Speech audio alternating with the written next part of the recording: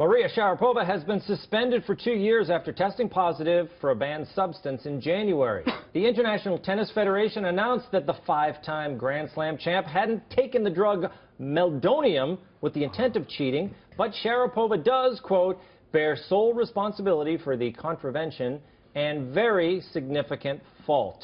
But does she really? She'd been taking this drug for years, since 2006, I believe, and it was only recently banned. The ITF admits she wasn't trying to cheat, but they suspended her for 2 years anyway.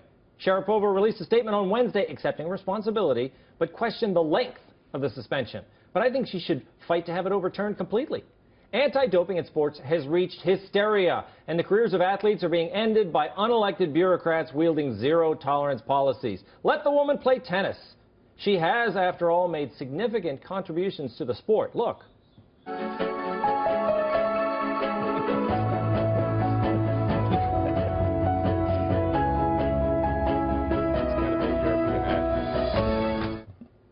I'm kidding, obviously. Show the one from the French Open, please.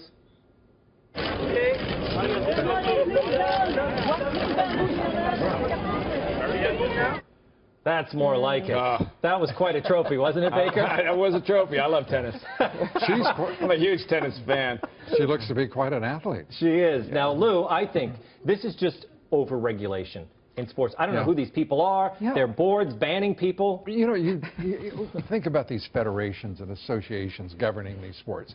They say they want the sport to be preeminent. They want to have these guys and gals hitting records. Well, why not give them a little boost? You know, I mean, if you want the best, be the best you can be. Isn't that Jack true? it up. You know, let's go. Exactly. I have to admit, I did not see Lou Dobbs coming out as pro-doping tonight on this show. I gave him a boost. No, I don't mean anything harmful or That's going to be the official illegal. tagline. By the way, the stuff is only illegal to the little association or the little federation. Exactly. She's criminal. A doctor gave it to her. She's been taking it for years. Right. And it's obviously not hurting her appearance. Exactly. And who can complain about something as cute sounding as meldonium? Meldonium. Meldonium. Sounds like a tiny nation I'd like to visit. Doesn't it? Like from a Disney movie where the prince and the princess, you know, they have two little kids that are twins and they swap roles and I don't know where I was going with that.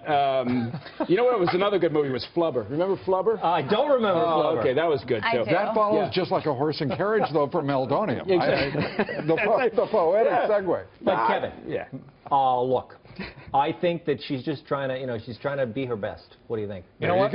I think she's trying to be her best. I think it's way too long. I mean, that rapist Brock Turner is going to be playing tennis before she is. That's ridiculous. Oh, no, he's the swimmer you're talking about. What? Yeah. Yes. He's out in 6 months. She's got 2 years she's got to wait.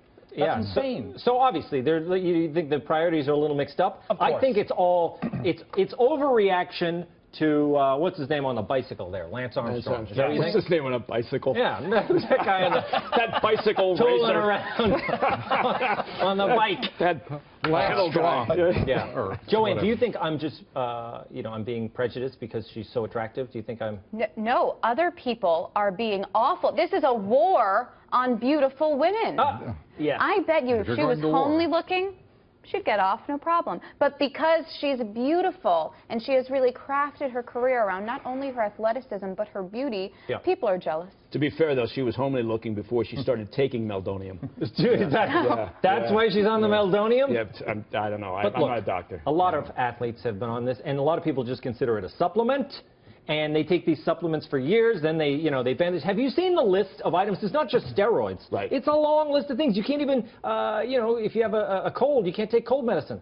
Yeah, it is interesting that they did a fairly extensive investigation into her, and they were looking to try to prove that she intentionally had done this. They couldn't find any indications of that, so they basically vindicated her on the note that, she didn't do this intentionally. She wasn't aware that it hit the doping list, this substance, at the beginning of the year. So 2 years does seem rather extensive or excessive when the findings are that she hadn't done it intentionally. That's it. Doping is such a pejorative term, though, Mike. I mean, I'm thinking, what about enhancement? It's true. Language matters. We're learning that. Exactly. And I think, look, I understand you get an advantage from doping, but you know what else you get an advantage from? Being young. I think once you're 30, you should be able to dope. Because the young people have such an advantage. Well, yeah. You should be able to enhance. And unfortunately, 2 years from now, I mean, that's a body that's 2 years older. I mean, she'll never get back in. I mean, she could, but it's going to be tough. 2 years is a lifetime in tennis. It's a long time. And don't forget, later on tonight, we're all going over to Lou's for an enhancement party down there in his guest house. Another male enhancement party? I was just at one.